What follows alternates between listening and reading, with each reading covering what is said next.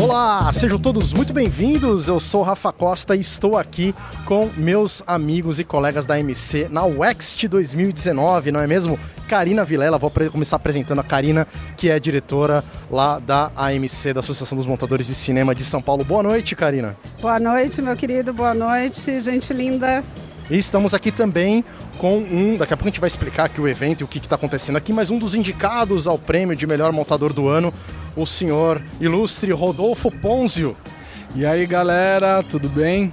É um prazer participar. Olha quem tá chegando aqui, rapaz, bem na hora da apresentação, just in time, meu mestre de longa data, Cauê Cabreira. Já sai falando, Cauê. Nossa senhora, sim, de saída, cara. Já tô começando o programa aqui, cara. Você acabou de chegar no nosso grupo da AMC aqui, tô apresentando, tô falando que a gente chegou aqui na Wext. É um prazer revê-lo, meu querido. Eu, como podcaster, sou um ótimo montador. Muito bem, muito bem. E pra completar o nosso time, quem a gente cruzou aqui? Porque aqui a gente vai cruzando todo mundo. A gente começou o programa, já cruzamos o Cauê, daqui a pouco chega mais alguém aqui. Duda Izik, que é coordenador dos cursos de edição de filmes lá da EBAC. Vocês já tiveram a oportunidade de ouvi-lo lá no episódio da EBAC. O Duda, que é lá da The End, amigo do Jair, enfim, amigo de todo mundo aqui. Ele não faz parte oficialmente da AMC, aliás, eu não sei porquê. Eu também não sei porquê. Mas o fato é que ele é nosso amigo, ele já foi montador, hoje ele é coordenador de pós-produção lá da The End, que é uma casa de finalização. Duda, muito prazer encontrá-lo por aqui, meu querido. Prazer é meu, boa noite a todos. Eu não sou da AMC porque eu nunca fui convidado. Ixi. Agora sobe som da briga aqui, rapaz. Ficamos numa situação... Então o convite está sendo feito oficialmente. Durante muito tempo lá na The End, o Jair e o Marcinho, que são da... O Jair que é vice-presidente, cara. Você não tem desculpa, tem que se ver com o Jair, é isso que... Pode deixar que eu falo com ele. Pra falar em nome deles, a gente não convida ninguém, a gente deixa as inscrições para a pessoa se inscrever. Então você está sendo convidado a se inscrever. Muito bem, muito bem. Lavada essa roupa suja aqui ao vivo aqui no programa. Vamos explicar para os ouvintes, Karina Vilela, o que é a Wext. What's Next, né? É uma abreviação de What's Next. Exatamente, é um evento que está sendo realizado pela APRO e o objetivo é justamente trazer palestras, tem agora essa premiação também. A APRO, que é a Associação das Produtoras, é isso? Das produções de obras audiovisuais, eu acho, que é alguma coisa desse tipo, que reúne todas as maiores produtoras do país, não é mesmo? Exatamente. E o objetivo é justamente falar sobre publicidade, né? O mercado publicitário, o cinema publicitário, e trazer mentes que vão discutir, enfim, tem umas janelas muito boas, com palestras. Inclusive rolou uma palestra da AMC, né? Exato. Correndo com o Tempo. Exatamente, com os nossos colegas Estevão Schilling e o Alberto Cardoso. Alberto Cardoso, que nos deu um boné, rapaz, era pra ele estar aqui na apresentação do programa, eu fiquei esperando ele, mas o coitado se deu mal aqui, ele tá preparando lá os vídeos que vão passar no telão ali, o rapaz tá pra lá e pra cá, não deu. Daqui a pouco ele vai falar com a gente, ele vai explicar o que ele falou lá na palestra, que foi muito bacana, a gente esteve lá na palestra, eu e a Karina, o Estevão também falou lá, o Estevão não apareceu aqui ainda, não sei se ele vai vir aqui para essa parte da premiação, porque agora vai rolar a premiação, a gente tá aqui faltando meia horinha para entrar no auditório principal, né? E eles vão prestigiar várias categorias, direção de animação, produção executiva, produção musical, sound design, melhor assistente de direção, melhor direção de fotografia, direção de arte, produção de elenco, produção de figurino, melhor montagem, melhor pós-produção, melhor direção de produção e melhor direção de art concept. Mas o que a gente está interessado mesmo aqui, o podcast de edição, a gente quer falar do prêmio de melhor montagem, rapaz. A gente está aqui numa expectativa, assim como estivemos lá no prêmio da ABC, né, Karina? Com 3 AMCs indicados. Quem são os 3 colegas AMCs indicados? Karina Vilela. São Rodolfo Ponzio, Ivan Canter e Hamida Guiar. Só nome de peso, né, Cauê Cabreira? Grandes montadores, admiro os 3 muito. O Cauê poderia estar facilmente entre os 3. É muita gente, né, cara? É muita gente, são vários profissionais em São Paulo, principalmente, que é o maior mercado publicitário. Mas eu acho também que avaliar a montagem é sempre uma coisa muito delicada, subjetiva, né? É uma coisa muito subjetiva avaliar a montagem, cara. Eu admiro todos, cada um tem o seu jeito. Adoro. E, aliás, 2 dos indicados aqui, deixa eu já fazer o jabazinho aqui, 2 são da Rebeca, rapaz. A Rebeca, o que é a Rebeca, Cauê Cabreira? Rebeca Editing House, a nossa casa de montagem, que fica ali na Vila Madalena, que somos sócios eu, o Rami, o Ivan e o Beto Araújo. Olha aí, só time da pesada. Eu estive lá semana passada, não é mesmo, Cauê? A gente vai dar uma visitinha aqui com o Sala de Edição, lá já estamos agendando. Mas, porra, que privilégio pra vocês, hein, cara? Dos 4 lá, quer dizer, metade tá indicado como o melhor do ano. E não é, a gente tava falando aqui, né, cara, não é a melhor montagem, né? Tava falando com o Rodolfo aqui agora há pouco também. É o conjunto da obra, não é isso? Não, é o melhor trabalho de montagem, entendeu? Eles vão premiar um montador cujo o Rio vai ser avaliado, porque primeiramente foi feito cada produtora indicou o seu nome, vamos dizer assim, né? O seu montador preferido, que seja, né? O seu representante. Aí deste número foram eleitos 10. E desses 10 vão ser... Parece que os 10 voltaram para a produtora, os 10 mais indicados, e as produtoras dentre esses 10 escolheram os 3. Exatamente. E agora esses 3 foram avaliados ontem, aí de uma comissão internacional. Nós enviamos 3 filmes e a análise é feita em cima desses 3 filmes. Ah, olha aí. Exatamente. E aí... É um júri que não tem relação nenhuma com as produtoras, não é isso, Karina? Você pode explicar? O júri final ali, né? O que vai decidir quem dos 3 vai ganhar. Mas quem escolhe os 3 candidatos são as produtoras que trabalham com vocês, com a gente. Isso, que eu acho muito legal. Ontem eu vi no Happy Hour e um atendimento de uma produtora que, cara, eu mal trabalho lá na produtora, falou, pô, indiquei seu nome. E é muito legal, e isso... Ok, já trabalhei com ela em outras produtoras ao longo dos anos, mas é muito legal, porque na verdade não há um representante da produtora, né?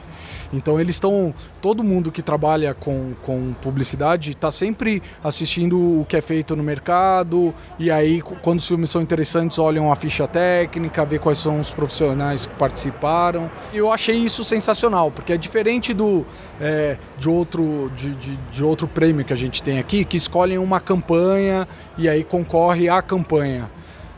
Então, sei lá, eu particularmente já estou muito feliz de estar entre os 3, meu nome sendo lembrado. Pô, é isso que eu ia te perguntar, como é que é isso, cara? Essa sensação de estar entre os 3 mais, não digo melhores, é difícil falar isso, mas pô, tá aqui entre os 3 escolhidos, né? É isso, eu acho que cara, primeiro que eu tenho uma puta admiração pelo Rami, pelo Ivan, acho ótimos profissionais. Todo mundo com uma longa carreira, né? Ninguém começou ontem, eu tenho 21 anos de carreira, então eu acho que é uma construção mesmo, né? De carreira, de relacionamentos. Relacionamento é fundamental no nosso mercado, né? Até porque a gente estava falando, né? Quer dizer, vocês foram indicados pelas produtoras e talvez você tenha sido por várias, e o Cauê e sei lá mais quem, quer dizer... Porque provavelmente estava entre os 10, né? Sim, eu acho que sim, mas não tem como saber, né? Mas a questão você não eu acho que é legal isso porque você trabalha em várias produtoras, o Cauê também, com a Edit House dele, mas atendendo a várias agências e produtoras, né? Quer dizer, então você sempre tá... Eu acho bacana esse modo de escolha, porque não fica aquela coisa tipo, é o meu montador, é o cara que é fixo da minha produtora. É isso, exatamente isso. Ou seja, vale mais esse reconhecimento até, né? Eu até acrescentaria que existe uma coisa dentro do mercado de publicidade, até uma vez no nosso podcast o Lucas estava falando que montagem é 60% relação, né? E eu acho que a montagem na publicidade, eu diria que é 80% relação, porque existe, é uma panela de pressão.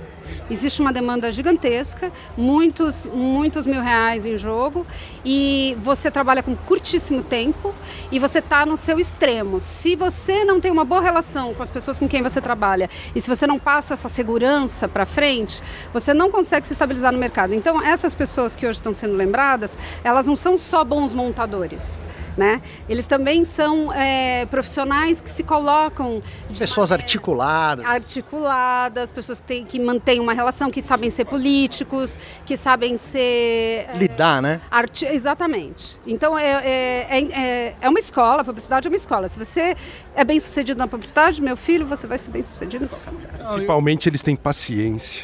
Isso é importante. Eu acho que é isso mesmo. Primeiro que a gente tem paciência, porque a gente tem que fazer versão de todo mundo, né? Eu tenho a minha versão, eu tenho a versão do diretor, depois eu tenho a versão da agência, depois eu tenho a versão do cliente. Geralmente, cada um vê de uma maneira e a expectativa... O cliente sempre vai querer mais produto, o diretor sempre menos produto. Então, quando a gente vai para uma apresentação, a gente apresenta para 3 versões, 4 versões, que são distintas, tanto de quantidade de produto... E eu acho que esse é o pulo do gato que a Ká tentou falar e não entrou. Você montar numa ilha é uma coisa, e você ter a pressão de apresentar um filme e o dinamismo para alterar o filme, entender o que a expectativa da agência, entender a expectativa do cliente e em 15, 20 minutos, meia hora, alterar o filme para não ser refilmado. Porque esse é o X da questão, a gente lida com orçamentos gigantes, né? São filmes de 1 milhão, 2 milhões, tem campanha de 5 milhões. Cada vez menos, mas existem ainda. É o funil, né, cara? É a ponta do processo, todos os 5 milhões caem na ilha do Cauê Cabreira. E aí, como é que você faz isso? Eu morro de vergonha de falar, cara. Cauê Cabreira me mostrou um job de Pepsi, rapaz. Eu fiquei assim, ó, grudado. Eu falei, caceta, Cauê. Como é que é editar um trabalho desse tamanho, dessa magnitude, cara? Tem uma pressão, você já tá calejado já, a gente trabalhou junto há mais de 10 anos, a gente vai contar isso depois em outro episódio lá na Rebeca, mas é uma responsa, né, cara, o que o Rodolfo tava falando, quer dizer, chega lá e ao mesmo tempo aquela coisa, o cara te dá a responsa, mas peraí, não é toda a sua também, porque se eu não gostar vai ter a minha versão, vai ter a versão de quem pagou. Eu acho que isso é uma coisa que mudou nos últimos anos, depois que acabou a película e veio o digital. Antigamente, para se montar um filme de 30 segundos, 1 minuto, a gente recebia 40 minutos de material bruto. Hoje, chega a receber 20 horas de material bruto. E esse é o grande lance, cara. Eu tenho que ter conhecimento das 20 horas que foi filmada, porque a solução do filme está nessas 20 horas. Então é um act, uma intenção de acting diferente. E se o profissional não for muito organizado, não souber onde está dentro do projeto, aquela cena específica... Então, tem que dominar tudo ali. Tem que dominar tudo. É a tua função essa aí. Quanto tempo cara. essas 20 horas? Agora, eu sempre pensei assim, vamos ver se vocês concordam comigo. O que é mais difícil? Encher a linguiça ou ter sobra de material? Quer dizer... A sobra de material para curto prazo é péssimo, né? Porque tem que assistir, tem que ver pra caceta. Então, quando você tem opções de planos, milhares de planos, etc., você vai demorar muito mais tempo para... Que em tese é melhor isso. Sim, sem dúvida. Eu adoro. Desde que haja tempo. Exatamente, é isso, cara. Isso é ruim pro próprio filme, né? Porque se você tem muito tempo de material, cara, às vezes você tem mais tempo de material do que tempo pra montar o filme. Então essa conta nunca vai fechar. Isso é ruim pro cliente, isso é ruim pra entrega, isso é ruim pro filme, é ruim pra agência, entendeu? E aí acaba sobrando na nossa reunião, cara, aquela que você fica sentado suando o sovaco de fazer alteração pra esses caras que não sabem o que quer, e com 20 horas de material, cara, dá pra montar um longa. Eu acho que eu já conversei com vários diretores sobre isso. Que a maioria das vezes eu perco mais tempo assistindo o material e selecionando, organizando, do que montando. Isso atrapalha, inclusive, porque essa quantidade enorme resulta em nada, né? Não é que você com mais material vai fazer um filme melhor, pelo contrário, com mais material você vai perder mais tempo organizando e menos tempo criando, montando, exercitando, porque o nosso ofício, ele não é um fim nele mesmo, né? Ele é muito envolto em tentativa e erro, em experimentos. Você não sabe o filme, como ele vai ficar na hora que você senta e assiste o material. Ele fala com você. Às vezes você entra por um caminho, é um beco. Isso te dá informação. Mas você precisa de tempo para errar. Sem esse tempo, como é que você vai fazer o filme ficar melhor? Então, realmente, mais tempo pode sim significar um filme melhor. O que você acha do Dzik, que ficou de canto aqui? Deixa eu puxar esse nosso ilustre amigo aqui, disso tudo, dessa coisa do material bruto, da quantidade. Você que é um coordenador, quer dizer, você que manda a bucha ali pro montador e depois é para você que sobra fechar tudo ali e ver quem vai finalizar. Enfim, você que tá coordenando ali, né? Os montadores, às vezes mais de um montador você tem lá na The End. Como é que você vê essa questão da mudança da publicidade nesses 10 anos que a gente estava discutindo isso aqui agora? E lá para trás, para 10 anos atrás, atrás, não vou conseguir porque eu entrei na... Você não estava lá? Não, eu estava no entretenimento nessa época, mas na publicidade o que eu posso te dizer é que muito do que está relacionado com essa quantidade de material é que parece para mim que muitos filmes são feitos no set, sabe? O cliente tem uma ideia de filme, a agência tem uma ideia de filme, o diretor tem um filme na cabeça e aí eles vão para o set, eles têm ali uma quantidade de horas e aí o diretor pensou numa coisa, a agência fala, aí o diretor faz o que a agência falou também, o cliente fala o que falou também, e aí na edição, além de ter que fazer o que já estava no roteiro, se preocupa em fazer a versão de todo mundo. E para a parte do workflow de pós é horrível, porque gera muito material. Isso quando não tem mais de uma câmera ou câmeras diferentes, formatos diferentes. Mas eu não queria estar na pele de quem monta hoje em dia, porque é uma pressão muito grande, é uma quantidade muito grande de material que eles recebem, muito pouco tempo e muitas entregas diferenciadas, né? Então você tem um filme de 60, um filme de 30 e muitos filhotes, sabe? Aí vem os 4x5, os 9x16, Instagram. E dá-lhe versão. Dá-lhe versão. Muito bem. Olha só, chegou aqui mais um dos nossos amigos associados da MC, finalistas aqui do prêmio... Como é que é o nome mesmo, Karina? Wext Awards Craft. É isso aí, eu não sei falar inglês direito. Ivan Canter, cara, muito prazer estar falando com você. O Ivan que eu tive o prazer de conhecer há algumas semanas atrás lá na Rebeca, né? A gente falou aqui de você agora há pouco, você está aqui presente. Uma honra tê-lo aqui, falando nos nossos microfones. Parabéns pela indicação. Valeu, obrigado. Como é que tá a expectativa? Cara, eu acho divertido essa coisa, mas eu acho que quando é arte,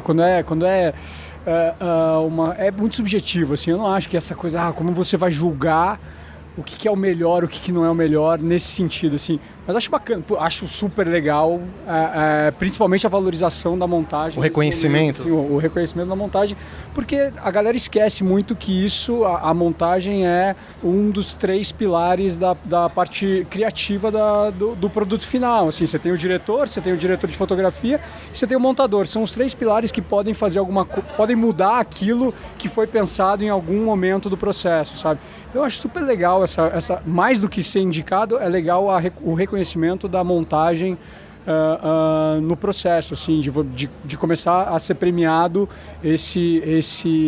que é super esquecido, né? Porque geralmente o montador é aquele cara que fica de costas para a sala, todo mundo e acha que é só o cara que está apertando o botão, e não, é o cara que, escolhe, decide algumas coisas, bate bola com o diretor sobre o que é bacana, o que não é bacana, qual é o melhor, qual que não é o melhor, porque se o diretor chegar lá e resolver que esse take, depois desse take, depois desse... Ele não precisa de um montador, ele precisa só de um operador. O montador é aquele cara que realmente vai ajudar, de alguma maneira, o resultado final daquela peça, seja um longa, seja uma publicidade, seja uma série, é isso. Pois é, você tocou nesse ponto, é uma coisa que eu estava querendo falar aqui, eu acho bem interessante, né? O fato da gente estar aqui com a oficina que a gente acabou de falar da MC, a gente tem discutido isso nas assembleias, inclusive, né? Dessa coisa dos 3 pilares. Quer dizer, você acha que realmente esse nosso pé do tripé tá um pé mais manco, mais fraco, mais curto? Porque a gente pega o diretor, o fotógrafo, o diretor de fotografia... E o montador, o montador. Eu acho assim, depois dessa revolução digital, assim, da coisa de você poder ter uma ilha de edição e uma pós-produtora dentro de um laptop, a coisa mudou pra caramba. Porque antigamente, cara, para você ter acesso a uma moviola, para você ter acesso a uma ilha de edição, no começo Avid e tal, era uma coisa muito complicada porque custava uma puta grana. Hoje em dia você vai na Apple Store, compra o negócio, bota lá, cara, acabou, você faz as coisas em casa. Então, ficou aquela mentalidade do, por que eu vou pagar para esse cara se o meu sobrinho pode fazer esse trabalho, sacou? Meu sobrinho pode... Cara, ele vai aprender e vai fazer. E aí é que tá o grande erro, assim, porque não é um apertador de botão, é um cara que tem que ter uma bagagem, tem que ter uma bagagem cultural, tem que ter uma bagagem de vida para poder colaborar no processo da montagem. Acho que agora, com os prazos cada vez mais loucos na publicidade, nem discutindo cinema, mas na publicidade, com os prazos mais curtos, eu acho que cada vez menos é um apertador de botão e cada vez mais é aquele cara que resolve aquela situação no menor tempo possível, da melhor melhor maneira possível, assim. Então não dá para ser só o sobrinho do produtor, do dono da produtora, sabe? Tem que ser um cara que realmente vá, de alguma maneira, colaborar com o processo, com o resultado final, assim. Acho que é isso. Sim, o que eu me pergunto é, a gente não tem isso também ocorrendo, abrindo a pergunta para vocês também, isso ocorrendo também com os cinegrafistas, quer dizer, a gente não tem esse acesso também às câmeras cada vez mais baratas, aí os jovens com... Porque a minha pergunta é, dentro desse mercado da publicidade, às vezes eu sinto que o montador tem um peso menor. Embora se a gente fosse ver na cadeia do processo, não tem e não deveria ter, mas assim, sempre parece que o diretor se reúne primeiro com o cara, o diretor de fotografia, e parece que tem um peso maior na decisão e nos jobs do que o montador. Mas, por exemplo, essa semana, anteontem, aliás, teve um diretor que foi lá na Rebeca para conversar comigo, para me apresentar o que ele estava pensando em fazer. Sabe, eu estou pensando em fazer isso, estou pensando em fazer esse plano, mas acabou de sair uma coisa de um outro diretor que fez exatamente isso, então eu estou meio amarrado. E eu falei, porra, cara, tem essa solução aqui, e o cara, puta do caralho, saiu de lá pra PPM com a agência. Então, e isso foi na pré, então? Foi na pré, foi legal, né? Foi na PPM, assim, o cara teve lá. E tem rolado isso com vocês? Cara, eu sempre quando eu tenho mais intimidade com o diretor, eu falo, cara, envolve mais a galera da montagem, porque às vezes é uma coisinha que você dá uma ideia pro cara que resolve uma encrenca. Baita numa trolha. Uma encrenca que ele tem ali que ele, porra, não tinha nem pensado nisso e tal. Então acho que com a diminuição do prazo, eu acho que a figura do montador vai se tornar novamente mais importante, mas isso é no mundo da suposição, assim, eu não sei se isso realmente vai vamos lutar por isso, né? Mas é uma coisa que eu acho que é benéfico no processo e nessa mudança de mercado que cada vez você tem menos tempo, entendeu? Então, se o cara vem lá e fala assim, tô pensando em fazer isso, cara, isso pode ficar legal, mas se você fizer isso vai ficar mais legal e vai resolver o que você está pensando como solução. Puta, ajuda o montador também, porque você já sabe, eu já sei onde é que eu... Porque o montador, bem ou mal, ele sabe onde ele vai cortar. Se você pegar grandes diretores assim, muitos vieram da montagem. Na publicidade, no cinema, muitos vieram da montagem. O Fernando Meirelles era montador. Então, se você olhar, cara, faz uma diferença, porque você sabe o que vai funcionar ou não, antes mesmo do cara rodar, você já, isso aqui vai funcionar, isso aqui não vai funcionar, sabe? Então acho que o papel do montador, o Act está dando essa valorizada e eu acho que, cara, tem que ser valorizado mesmo, sabe? Tem que ser, um tripé, o que a gente começou a falar, é um tripé da coisa. E uma das coisas que eu acho, agora uma outra, saindo totalmente do assunto, eu realmente queria ver mais mulheres ocupando espaço no Act, assim, porque eu peguei depois, eu sou zero mídia social, eu não ligo pra nada, eu acho bacana ter sido indicado, mas premiação pra mim, legal, mas, cara, realmente pra mim não faz tanta diferença, assim, mas o que eu acho é que, já que estão valorizando, eu realmente queria ver mais mulher, porque tem tanta mulher montando coisa legal, tem tanta mulher dirigindo coisa legal e produzindo, e aí você olha no site lá, os indicados, cara, é uma parcela muito pequena, sabe? Então, isso é uma das coisas que me incomodou nessa premiação, assim. Né, Karina? Opa! Peraí, Duda Ezik está levantando a mão educadamente como um bom aluno. Vamos lá, vou dar a palavra para o Duda Ezik. Eu quero só dar um input sobre a sua pergunta, efetivamente, em relação à questão do pilar da montagem tamanco, em relação à cinematografia ou qualquer outro. O que eu acho assim, para quem é da montagem...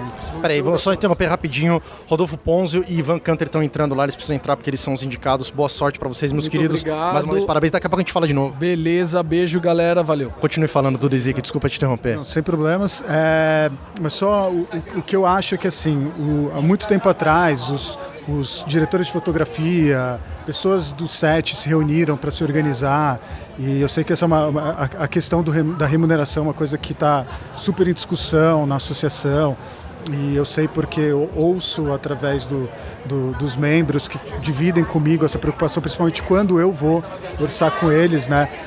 E o que eu acho é que a parte frágil da montagem é o não comprometimento das produções com os cronogramas que são apresentados para a gente, né?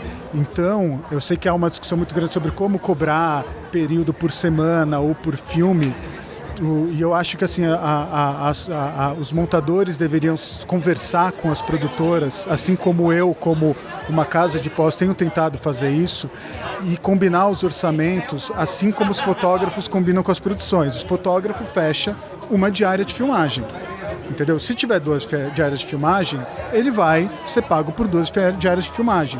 O fotógrafo nunca vai ser chamado para uma diária de filmagem e de repente vai virar 12 dias. Com a montadora acontece isso, o cara fecha um filme de 30, você acha que vai demorar 4 dias, 5 dias de trabalho, tem casos que os caras ficam 3 semanas numa produção. Então, tem uma associação de edição e de pós nos Estados Unidos, que é a ICE.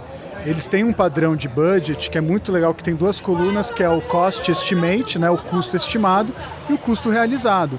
Eu acho que é no caminho assim que para esse tripé ficar em nível de igualdade com a cinematografia, com o diretor de fotografia, equipe de câmera, equipe de set, ter um valor combinado que, assim, esse é o valor que se cobra por diária. Eu tenho tentado implementar isso para ser justo com os montadores, que eu chamo que eu acho que quem faz o diferencial é o talento.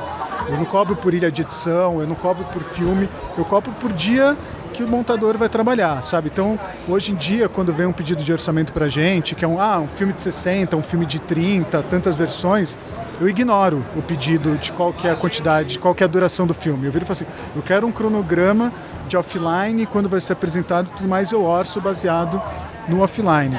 Sabe, se o filme estoura, eu viro e falo assim, cara, não, o valor da diária adicional é esse, e a produtora tem que falar com a agência, porque a agência sempre pede orçamento para daqui a 3 dias, e quando filma, muda tudo, de repente tem mais prazo e tudo mais. E eu acho que é esse o calcanhar de Aquiles da pós-produção. Cauê Cabreiro, o que você que está aí... Está funcionando essa ideia? Você está conseguindo implementar isso no mercado com as produtoras? Cara, em muitos casos sim. Muitos casos sim, porque é a condição pro job acontecer, né? Uma postura hoje dele como businessman também. Não é só isso, não é só uma postura como negócio, mas é que assim, os orçamentos têm diminuído, né? Vamos jogar real aqui. Não, assim, vamos falar em números, né? Por exemplo, normalmente as produtoras estimam que a pós-produção vai ser equivalente a 10% de uma produção, né? Então você imagina, hoje os filmes, se você tem um filme de 300 mil reais, que é a maior parte da realidade hoje, a produtora tem 300 pila para filmar. Só uma trintinha para pós. Trintinha para pós. Aí o coordenador de pós vai ter que negociar com toda a equipe, edição, colorista, não sei o que, tal. Eu tô dizendo um valor médio, né? Porque é óbvio que ainda tem os filmes de 800, filme de 2 milhões, efetivamente, mas tal. Realmente, baixou bastante. Isso, e aí ele vai ter que virar pro montador, que é parceiro do diretor há muito tempo, que já estava acostumado com outro tipo de valor, e fala assim, cara, eu tenho metade do que você estava acostumado a trabalhar, mas por favor, você é meu parceiro. E aí ele não fala isso pro fotógrafo, porque o fotógrafo continua filmando uma diária, sabe? A montagem que é... Então tem que virar e falar assim, cara, então eu tenho que resolver esse filme em 2 dias. Tá ligado? Tipo assim, não tem. Então tem que falar com a agência, tem que... Ou muda o projeto, tipo assim, ou a agência passa a cobrar pela sabe, que nem a agência paga a produtora de áudio, né, não é a produtora que contrata, passa a ser porque dentro desse valor que sobrou dos 10%, teve a taxa da produtora, teve a taxa do atendimento, teve a taxa do diretor, só aí a bitributação, tem muito dinheiro que deixou de ir pro talento, que efetivamente é quem... E aí acontece do montador já sentar para trabalhar desmotivado, saco cheio, porque o prazo não é o que foi combinado, o cachê é metade do que ele precisava, e tá fazendo isso porque o diretor é brother, ele vai ter que trabalhar no fim de semana. Material bruto para um filme de 30. O que você acha, Cauê? Joguei na fogueira aqui. Não, porque eu pergunto pra você, Cauê, porque eu lembro da nossa época lá que eu comecei, que eu não sei se mudou isso nesses anos todos, mas sempre foi por job, né? Karina Vilela vai ter que entrar também, daqui a pouco a gente encerra aqui pra entrar na premiação, mas sempre foi por job, né, Cauê? Como é que tem sido pra você hoje em dia? Continua essa história do pacotão do job e vamos encarar, mata no peito, se for furado ou se não for furado, a gente vai saber o andamento da montagem e do número de alteras que vierem, ou não, você faz um cronograma. Por exemplo, eu tenho feito trabalhos por semana. Como é que tem funcionado isso pra você? Cara, eu costumo fechar por job, geralmente, mas ninguém respeita cronograma, né? Cronogramas podem imprimir, usar de papel higiênico, porque ninguém respeita, e é esse o problema que o Duda estava falando, de ter muita alteração, de voltar, de o cara te contratar para trabalhar... Falta limite, Falta limite, essa palavra, entendeu? Tem que cobrar mesmo por alteração, porque senão minha vida fica um escravo do capitalismo, né? Fica escravo, chega a alteração 7 da noite e você tem que fazer para amanhã de manhã. Porque não tem fim, né? Eu achei legal essa postura do Duda, como um coordenador de finalização, foi interessante isso. Não é uma postura, assim, tipo... É porque, assim, eu acho que querer impor uma maneira de cobrar que não condiz com a realidade é dar abuso, né? Não, é dar soco, é dar murro em ponta de faca, sabe? Essa precarização do trabalho profissional do montador, consequência da democratização dos meios de produção, ele é muito parecido com a precarização que houve com os jornalistas, os escritores, nos adventos dos blogs, por exemplo. Quando você pega um profissional e aí qualquer um pode fazer aquilo, você não consegue separar o joio do trigo. Que tem gente que tem talento, que tem estudo, que tem anos de quilômetro rodado e leva aquilo como uma carreira séria. E tem gente que entra, gosta, faz e não leva assim, e é amador, vamos dizer assim. Então separar os profissionais dos amadores nessa precarização é muito difícil, entendeu? Por causa de grana. Porque se você vai, eu pago para ele ali fazer por menos, que ele que é esse, né? E eu acho que chega um momento que as próprias produtoras têm que se conscientizar quem vai realmente contribuir para o filme. E aí rola uma coisa que é o fazer por menos, e que assim, a gente sabe que o diretor, ele sempre vai ser o cara que filtra ele estabelece, na verdade, a linha da qualidade, né? Então, assim, ele não vai deixar o filme dele ser montado por uma pessoa sem experiência, sabe? Então, o que acaba rolando é que daí quem tá... O cara se ferra. Não é aquele cara se ferra, mas o cara vira e fala assim, cara, eu tenho X pra esse job, e aí ele vai encontrar alguém que faz por esse valor, e aí ele vai virar pro cara que o diretor queria, pro talento, e falar assim, olha, eu encontrei uma pessoa que faz por esse valor, entendeu? E aí... Mas aí o diretor vai ligar e fazer pro cara e fala assim, puta meu, por favor, vai ter um outro com mais dinheiro daqui a pouco. E aí fica nessa. Então eu acho só que precisa se estabelecer um comprometimento com cronograma e agenda, sabe? Para mim é o caminho para tentar estabelecer um mínimo de ordem agora. Né? Eu assino embaixo, eu acho que esse é o caminho mesmo. Gostei de ouvir de você, do Cauê também e da Karina. Acho que a gente está falando a mesma língua, acho que é isso. Falta limites, acho que todos nós podemos lutar por isso. É bacana só de vocês estarem falando isso, o pessoal que está ouvindo, né? Muita gente trabalha com publicidade, a gente falar o mesmo discurso, né, Cauê? Pô, vamos começar por limite então, vamos começar a rever, né? O Cauê faz, o Duda faz, eu vou começar a fazer, a Karina faz, quer dizer, se a gente conseguir essa união, vai ser muito bacana. E eu acho que eventos como esse aqui, eu tô feliz pra caramba aqui. Essas conversas que a gente tem aqui são muito ricas, né, Karina? A gente está produzindo uma cartilha, né, para ser divulgada no futuro. E a gente tem pesquisado cartilhas em várias associações. E uma das coisas que eles pleiteiam lá fora é um orçamento de pós separado de um orçamento de produção. Por quê? Porque você precisa ter um entendimento da pós-produção como um organismo vivo, entendeu? Muitas vezes o montador chega no final do processo, quando ele, na verdade, devia estar no começo do processo, junto com as decisões que são tomadas para a filmagem. Porque isso vai afetar diretamente o produto final. E aí, quando você pensa num coordenador de finalização, você pensa nesse interlocutor com a pós. Porque assim, o trabalho de um afeta, é uma linha de produção que o trabalho de um afeta diretamente o trabalho de outro, né?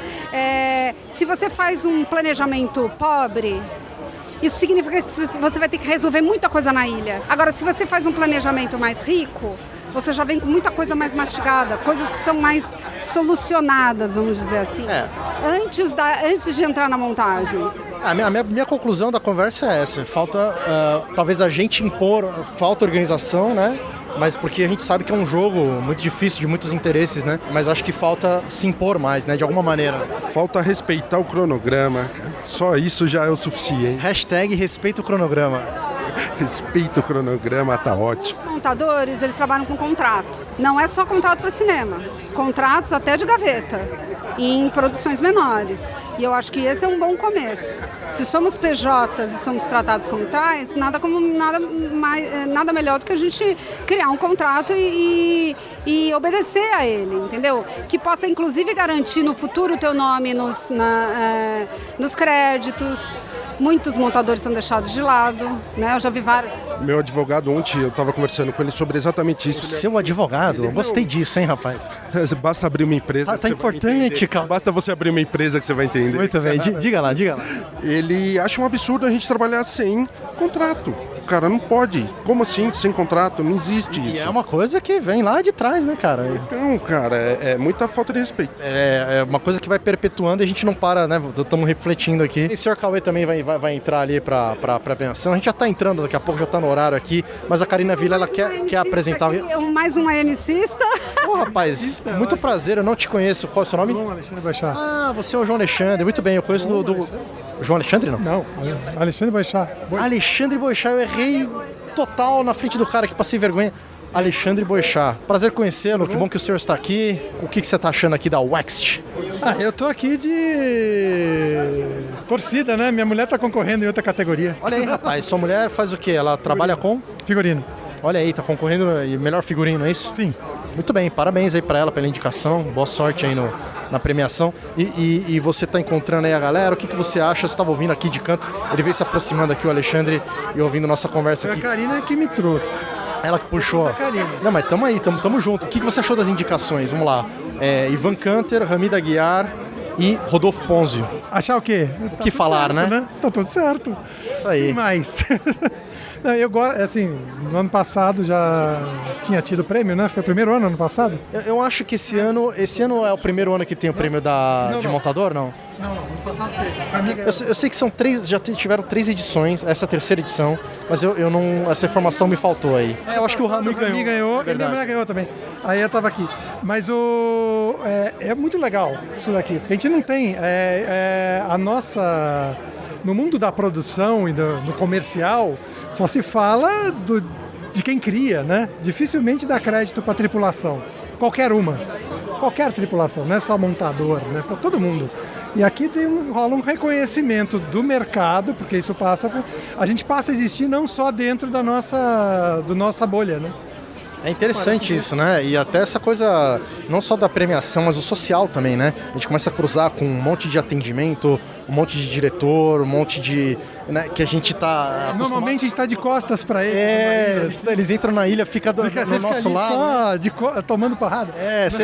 Quando você vira, vai pro banheiro, aí você, tudo bem, aí você vê a cara do cara. Aí o cara te vê aqui, né? Já encontrei 11, aí o cara, você, né? E você não lembra de onde o cara veio, se você editou o cara no vídeo ou se ele era freguês, né? Tipo assim, o que você tá fazendo aqui, né? Quem é você? Quem te colocou pra dentro, né? Você é só o editor, né? O montador. Exatamente. Muito que você serve, né? Aquele cara que fica de costas ali. E isso é triste ao mesmo tempo, né? Enfim, a gente tá dando risada, né? Mas é muito bacana ver que, na verdade, eventos como esse estão, de certo modo, colocando oficina, né? Com o Estevão e com o Alberto Cardoso. E, quer dizer, estamos fincando o pezinho aqui, tem uma palestra, tem uma oficina nossa, vai ter a premiação. Acho que com o tempo tende a gente conseguir mais presença e mais importância nesse meio da publicidade, né? Tem que acontecer em todos os eventos paralelos do mundo. Esse daqui não é um evento dedicado à produção. No Clube de Criação, mais categorias conseguiram aparecer lá. Porque no Clube de Criação era uma coisa muito fechada dentro dos próprios publicitários, né? Como se aquilo só aparecesse por mágica. O filme foi criado e ele aparece do outro lado, saiu da cabeça do, entre aspas, Washington Oliveto, né? Não, Washington Oliveto escreveu 3 linhas e um monte de gente participou para tornar aquilo verdade, real, né? Tem toda uma cadeia de produção que torna uma ideia de verdade, né? Nós estamos, por acaso, quase lá no final, né? Depois da gente tem um pessoal da finalização e da trilha. Né? O resto estamos nós aqui, né? Tentando resolver para botar a coisa para frente. Muito bom, mas que legal que você veio aqui prestigiar e a gente está se encontrando aqui também, todos nós. Obrigado pela sua colaboração aqui. Vamos torcer agora pelos nossos amigos ali. A gente vai entrando aqui. Qualquer um que ganhar tá bom. Né? Olha, um AMC vai ganhar, isso já é muito legal. Não é não? Exatamente. Do Desic também saindo aqui. Vamos lá, Karina, estamos aqui fazendo... Você vai editar isso, né? Não, vamos colocar. A gente tá ancorando aqui, te deixou a galera saindo. É porque tá rolando uma dinâmica muito grande aqui. Muita gente que passa, a gente conhece muita gente, né? O pessoal conhece mais ainda. E vai entrando um, vai entrando outro, vai saindo. De repente chegou o Alexandre aqui. Você falou para os nossos ouvintes aonde a gente está? Muito bem lembrado. Estamos aqui no Centro Britânico Brasileiro, em Pinheiros. Eu acho que eu falei na cabeça, mas eu não tô lembrado, então na dúvida eu localizo novamente. Aliás, é um belo de um prédio. Eu nunca tinha entrado aqui. É bacana, né? Parece que é uma escola... É da cultura inglesa isso aqui, né? Ele tem a ver com a cultura inglesa, com a embaixada inglesa na Inglaterra também. Monumental o negócio, assim.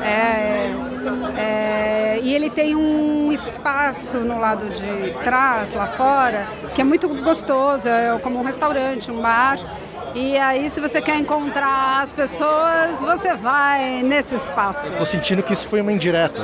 Total. Pra gente pegar um shopping antes de entrar, é isso? Exatamente. Você vai no shopping, eu vou no Hendrix. Será que dá tempo ainda? Opa, tá fechado ali a porta. Então vamos lá, a gente pega um shopping, daqui a pouco a gente volta a falar com os nossos ouvintes. Se a gente cruzar alguém ali no meio do caminho, a gente abre o microfone e faz alguma entrevista com o shopping na mão.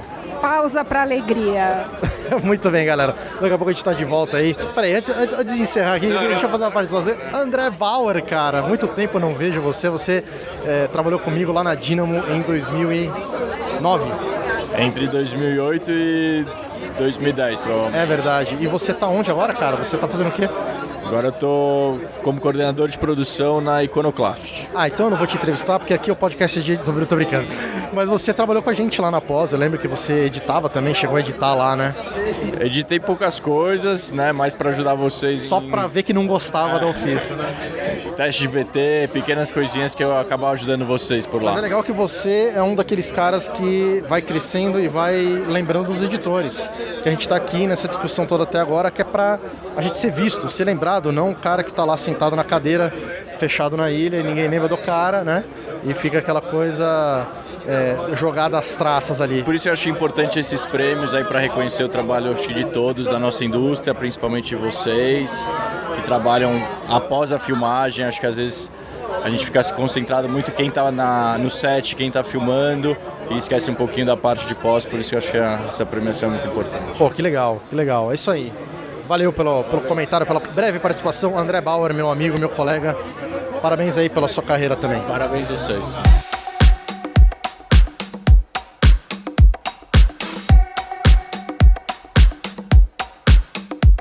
Próxima categoria, melhor montagem.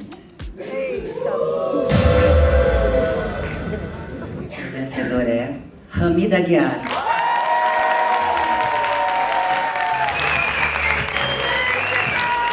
Todo mundo deve ter reparado, eu não sou Rami, mas o Rami está num job fora aqui do Brasil e pediu para receber e agradecer todo mundo. Ele gostaria de estar aqui recebendo isso, mas fica o obrigado dele.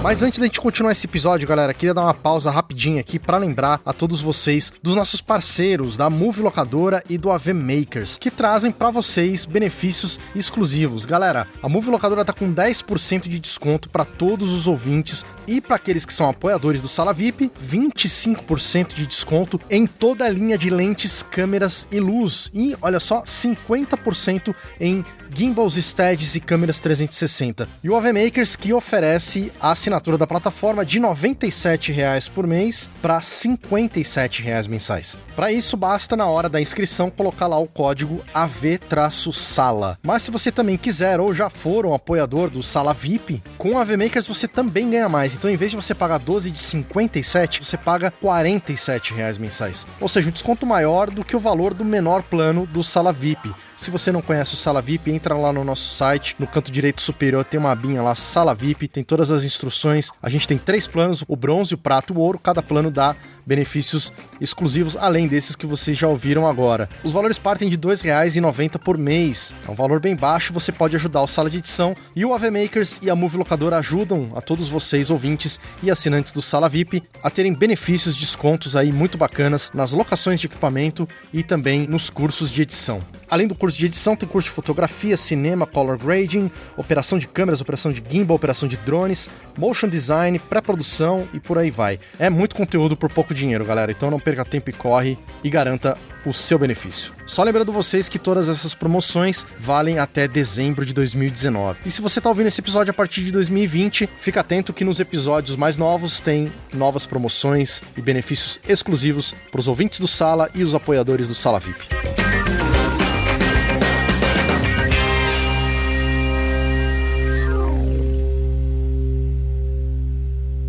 Galera, vim tentar pegar aqui o Alberto Cardoso, que a gente já falou aí no começo do episódio. O Alberto que tá responsável aí por todos os vídeos aí da premiação e tá junto na organização desse evento que a gente tá cobrindo aqui. Mas o que aconteceu foi que a gente não conseguiu pegar o Alberto a tempo, ele tava muito corrido e, enfim, teve um pós ali, o pessoal foi pra festa. Mas, por uma sorte do destino, veja só você, quem que eu encontro, na verdade, eu fiquei sabendo um dia antes aqui, quando eu vim fazer um freela de publicidade, quem que tá lá no grupo junto comigo, responsável pela montagem do job, Alberto Cardoso.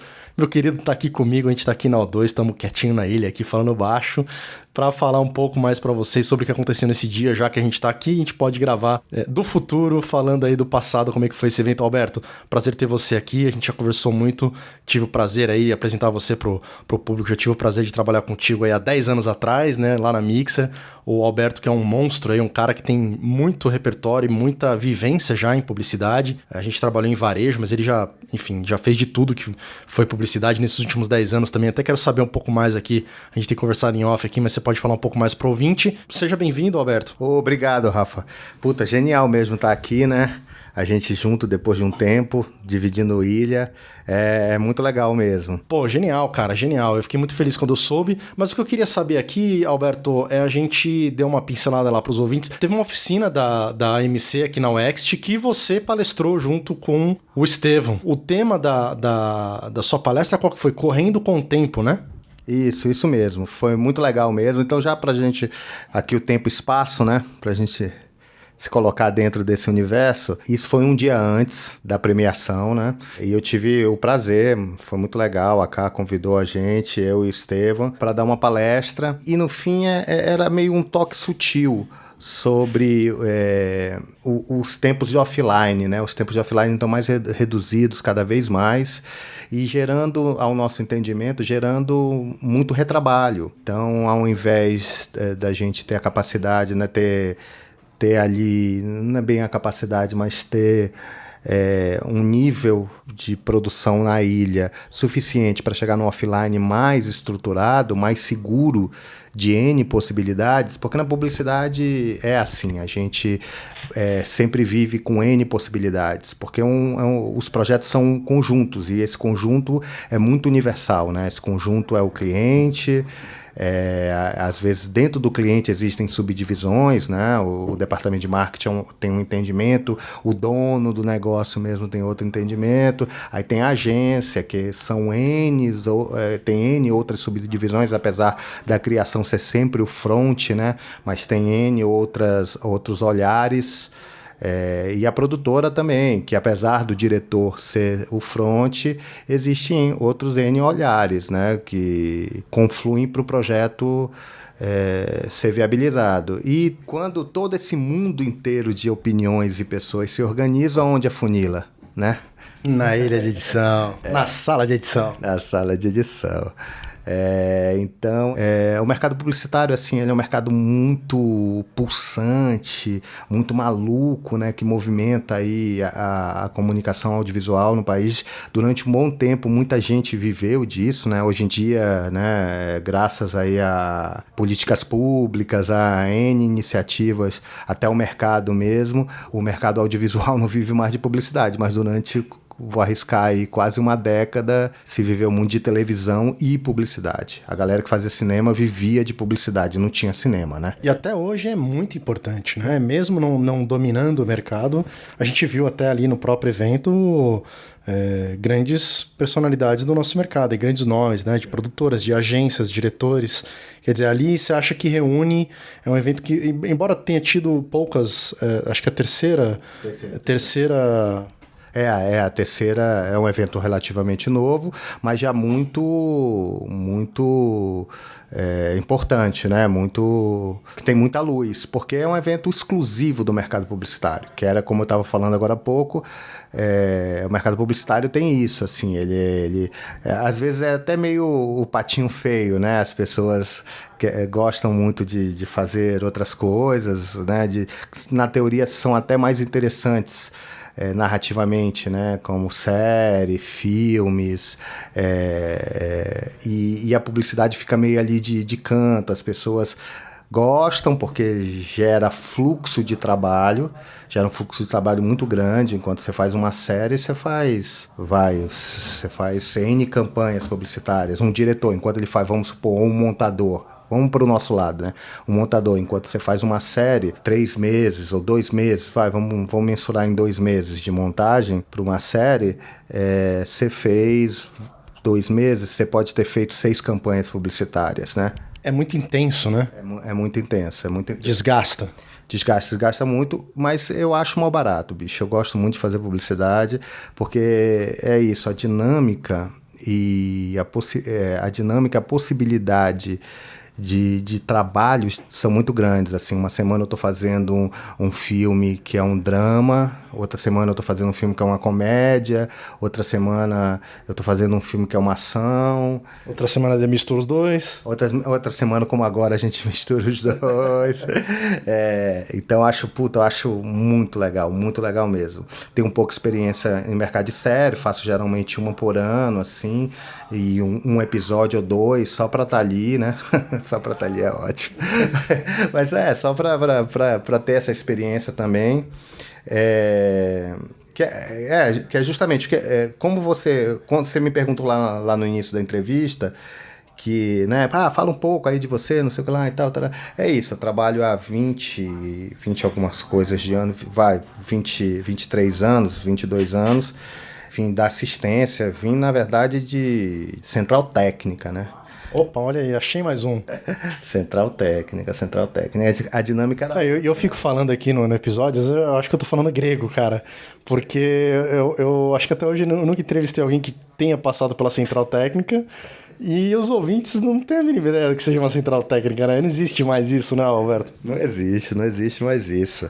Cópias de beta, checagem de drop, como é que era isso? Era engraçado, era infernal. Você ri agora, né, camarada? Agora eu dou risada, porque era complicado. Mas era engraçado. Pô, tu imagina, eu fazia em 97, eu fazia para a Editora Abril, a gente fazia comerciais, a produtora que eu trabalhava fazia comerciais de revistas, e era a mídia nacional, a gente fazia cópia VHS para mídia nacional. Não, aí você ganhou de mim. Era cópia VHS, cara. Era a edição semanal. Aquela que saía na revistinha, não? Não, era para mídia mesmo, Super VHS, porque praças do interior só aceitavam Super VHS. Que loucura, né? De imaginar um mundo desse com cópias de veiculação em VHS. Mas, Alberto, eu queria puxar um pouco... Vamos voltar um pouquinho para tua palestra. Eu estive lá e você pôde mostrar ali, grandes trabalhos que você fez ali, filmes internacionais, inclusive, de grandes marcas, né? E você estava falando ali para um público que já manja do rolê, né? É um público que a gente viu lá que tinha diretores, você mesmo apresentou alguns lá que você trabalha com eles, gente renomada, editores, estavam lá também alguns montadores, mas tinha muito atendimento, tinha muita gente de outras áreas, porque estava todo mundo ali meio que no intuito de RTV.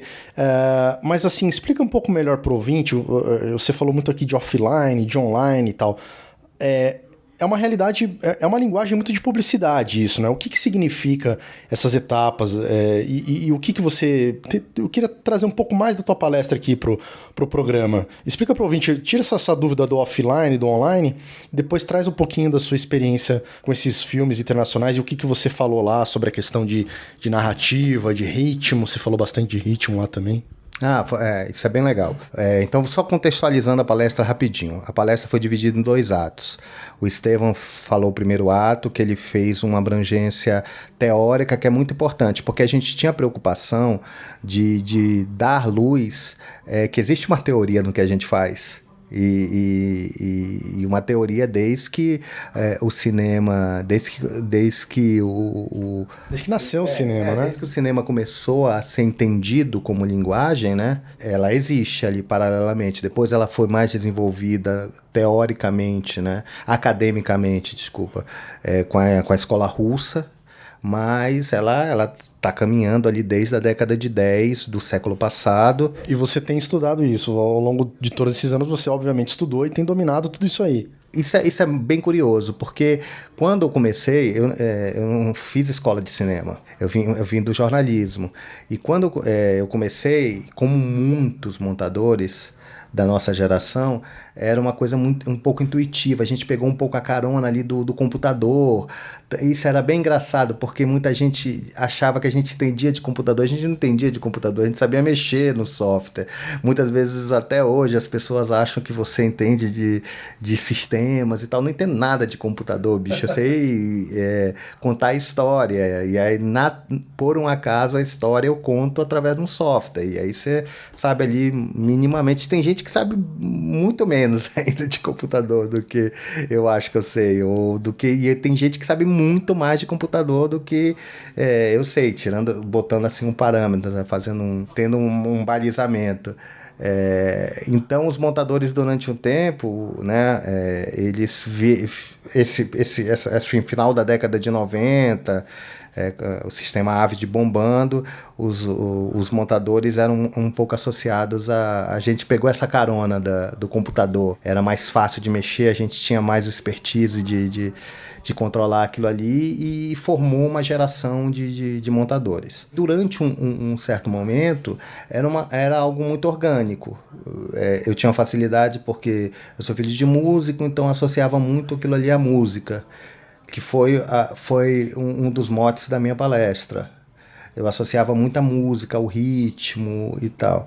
Mas chegou um certo tempo, né, após esse primeiro contato, assim, que eu senti necessidade de entender aquilo ali mais a fundo, né? Chegou a um tempo que eu tive a necessidade de entender aquilo ali mais a fundo.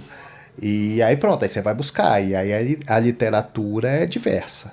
Tem muita coisa e é muito amplo, né? A literatura e o nível de conhecimento é muito amplo para montagem. E aí a nossa oficina brincou um pouco com essa estrutura. O Estevão foi lá, que é um cara que tem mais gabarito para isso, falou sobre essa questão teórica e a evolução, um timeline, uma narrativa linear temporal.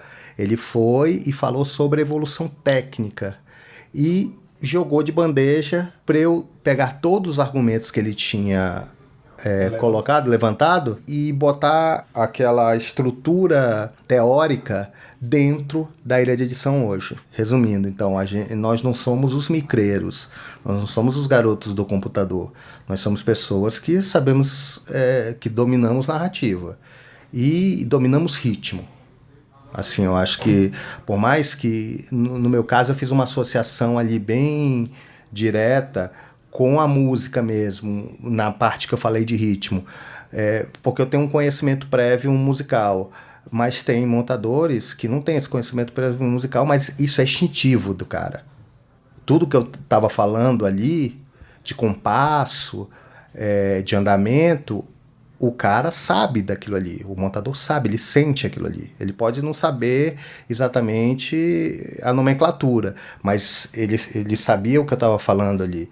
E aí eu usei um exemplo de um filme japonês que é muito engraçado, que usa o áudio diegético como base do beat da trilha, que é uma mordida num biscoito. E mostrei exatamente como foi cortado e como era a questão de brincar com a variação daquele compasso que ele usava. E as pessoas ficaram ali, eu acho que elas gostaram bastante, porque...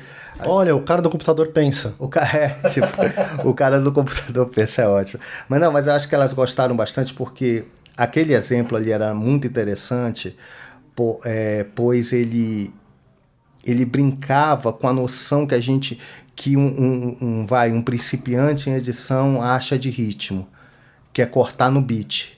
Ele tinha a variação daquele compasso, porque como era métrico mesmo, era um 4x4, 1, 2, 3, 4, 1, 2, 3, 4, a música se tornou isso, o montador, sabiamente, brincou com esse compasso, com essa variação rítmica ali. Aí depois eu fui para um outro filme da Pantene, saindo do ritmo, indo para a narrativa, que é um filme que brinca com estruturas narrativas muito interessantes. Assim, ele brinca com flashback, que é uma coisa muito utilizada na publicidade, porque a gente brinca com o tempo, né? A gente está sempre ali brincando com o tempo, sempre espremendo ali a relação cênica, né? O tempo cena, né? E fazendo caber. Né? E aí ele brinca com flashback, com edição paralela, e aí eu explanei sobre isso com as pessoas. Também falei do ritmo, porque ele tem um compasso também interessante, então já saí do ritmo e narrativa. Aí depois eu fui para um outro filme, que como eu tinha falado de flashback e edição paralela, aí outro filme eu falei de forward. O filme começa com antecipação da ação. Então vai tudo isso falando em narrativa. Para ir para um terceiro filme que eu abri um timeline para mostrar para as pessoas. Aí pronto, era mais o cerne da nossa palestra. Eu abri o projeto para mostrar para as pessoas justamente de onde parte. Meio abri a nossa caixa preta ali, né? De onde partimos e para onde nós vamos. E mais ou menos como é a dinâmica disso. Então aí eu abri e mostrei hora bruto, né? Era um projeto que tinha 2 horas de material bruto para um filme de 45 segundos. Mostrei como foi feita a divisão, como foi feito o raciocínio. Resumindo, basicamente como é o nosso trabalho, como é o nosso dia a dia, para a gente chegar no resultado final. E aí mostrei as etapas, o filme tinha 22 cortes, no final o corte 22 era o final. Aí mostrei, o primeiro corte foi o 4, que eu apresentei para o diretor, a gente foi para a agência do 4, a gente foi no 6 para a agência, e da agência até o cliente a gente chegou num corte 22. Não, e é muito legal, né? Eu vou dizer agora da minha experiência que eu tive lá, mas você já deve ter tido essa experiência também, quando você tem a oportunidade de ver a timeline de outros montadores, né? E de poder mostrar, né? Porque é bem o que você falou, a coisa da caixa preta, né? Como cada um pensa, né? E qual é o processo, assim. Eu gostei muito de ver ali, inclusive agradecer aqui, tô no momento de exaltar o colega aqui, porque realmente eu vim fazer essa publicidade aqui com o Alberto. Primeiro dia a gente já caçando tudo aqui, reconhecendo o material e tal, a gente já tinha que soltar um primeiro corte rápido aqui pro diretor poder dar uma olhada, a gente seguir aqui com o projeto, né? E eu aqui quebrando a cabeça e tal, como vocês sabem, né? Eu tô voltando depois desse tempo todo fora de publicidade. E aí o Albertão já chegou, não, Rafa, aqui, posso mexer, né? Aquela coisa, né? Sempre, não, desculpa, né? Porque às vezes no ímpeto você já chega falando, né? E aí o Albertão, não, claro, né, velho? Me dá uma aula aí, aula de graça, né? Com o Alberto. Alberto. E aí, não, o cara já põe a coisa, não cria. Aqui você vira, sabe? Aquela coisa que tava dando aqui, você fala, caramba, aqui tem alguma coisa errada, que não sei o que é. O cara vem, dá um estalo, puta, era isso, vira o ritmo aqui, segue o filme, muda o mood. Quer dizer, isso tudo vem com a experiência, né, Alberto? São muitos anos mexendo com tudo isso. Isso pra você já é algo muito natural, dá pra ver, né? Então, enfim, gostei muito de ver isso lá no dia, agora na prática aqui no trabalho. E é importante isso, né? A gente tá sempre olhando outras montagens e outros montadores, né? Isso é muito legal. Eu fui uma vez, eu tive essa ideia porque eu fui uma vez na NAB e aí eu fiquei muito embasbacado assim com um montador do Hobbit. ele fez mais ou menos o que eu imaginei quis fazer com a publicidade. Ele abriu, era um evento da Avid, e ele abriu lá os timelines dele. E aí ele mostrou pra gente que cada sequência ele montava 4 vezes. Uma em cima do shooting, do storyboard, uma em cima da cena limpa, em verde, outro em cima da cena pré-composta, e outro que era o corte final da sequência em cima da cena composta já e tal. E todas elas tinham um crescente de ambiente, de som.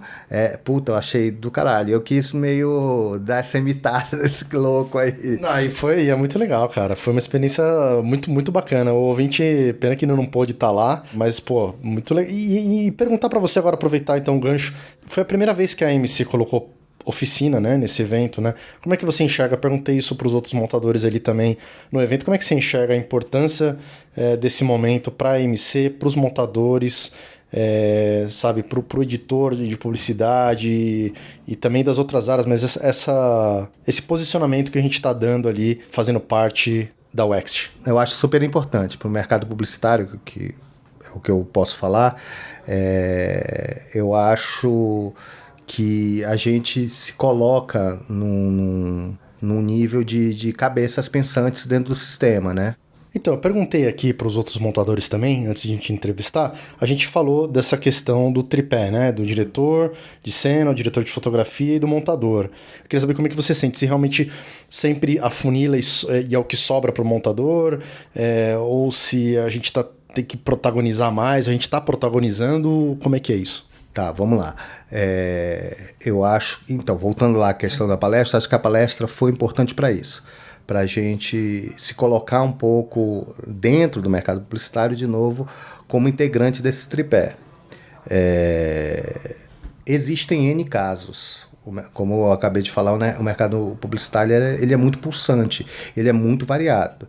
Né? Existe desde as peças agora para as outras mídias, né? Instagram, que são peças mais gráficas do que narrativas, geralmente mais atreladas a design, a motion, do que a narração propriamente dita, né?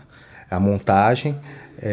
Mas dentro do ciclo digital, como o YouTube ou Facebook, nós temos também as peças, elas têm já mais o direcionamento narrativo, apesar de secundagens menores e de obrigações pré-estabelecidas. Mas isso é um desafio e é muito bom para a gente. Então, os filmes com estruturas narrativas, os filmes, eles são um segmento do mercado só hoje. Né? A publicidade passa muito por uma mutação, né? Da cinematografia, da coisa grande, do glamour que tínhamos, para uma coisa mais objetiva, mais gráfica, justamente por causa das novas mídias. Então ela passa por essa mutação. Então existe uma diferença. Com relação aos filmes que são os filmes que assistimos aqui no UXT, que são filmes com estrutura de produção grande, né, com narrativas elaboradas, né, muitas vezes. E esses filmes existem ainda, mas cada vez eles são menores. É um nicho do mercado. E esse nicho de mercado ainda sobrevive muito desse tripé. Existe um nicho de mercado varejista, que aí é um outro segmento, que é o montador.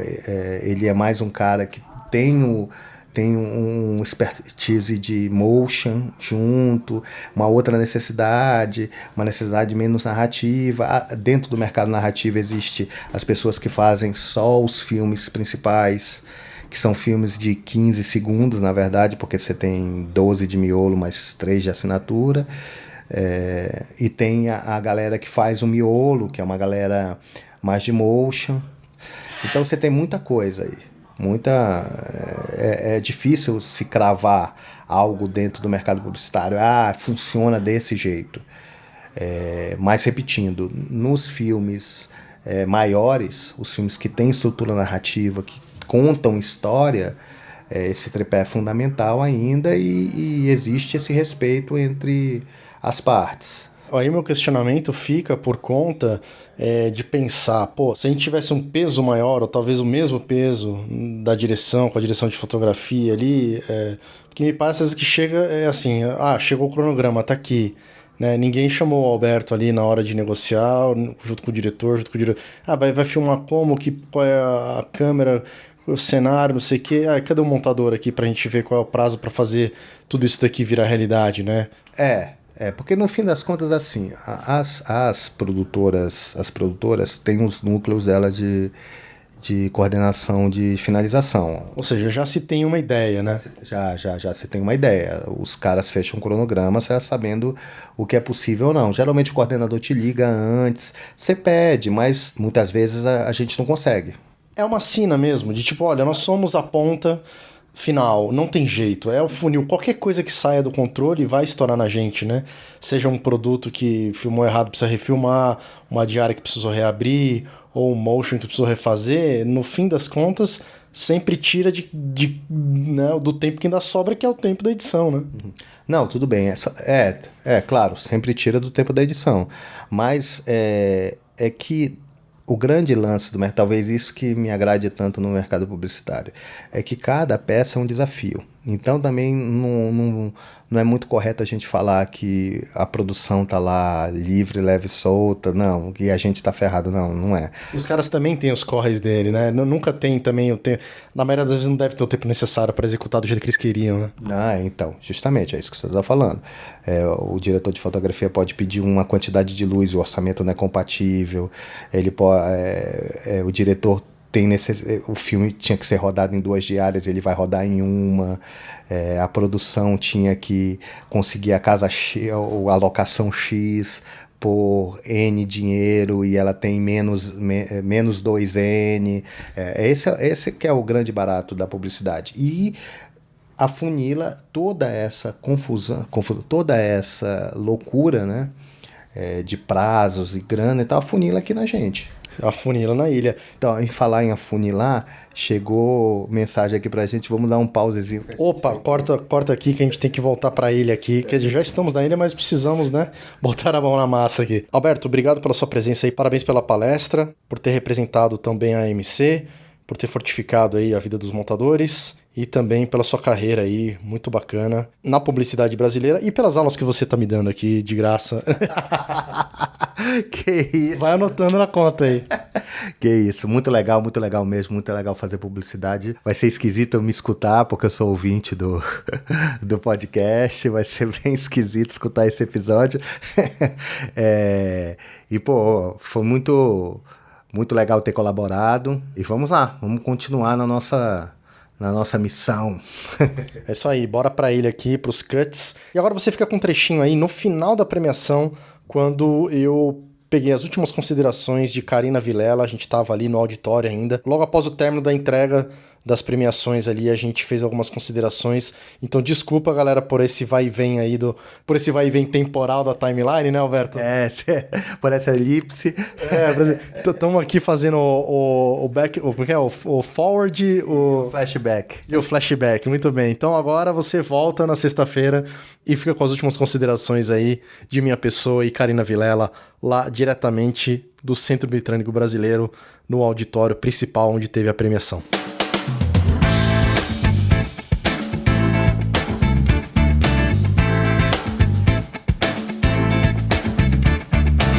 Muito bem, Karina Vilela, estamos aqui ainda no auditório, foi encerrada aqui a premiação, como pudemos conferir. A Hamid Aguiar ganhou como o melhor montador. Eu ainda não tive a oportunidade de conhecê-lo, embora já tenha visitado lá a Rebeca, ele não estava lá. Fica aqui o meu parabéns ao Rami. Assim que eu conhecer pessoalmente, vou parabenizá-lo pessoalmente. Você já conhece o Rami. O que você achou Teve um show aqui na entrada, depois teve a premiação. O que você curtiu aqui?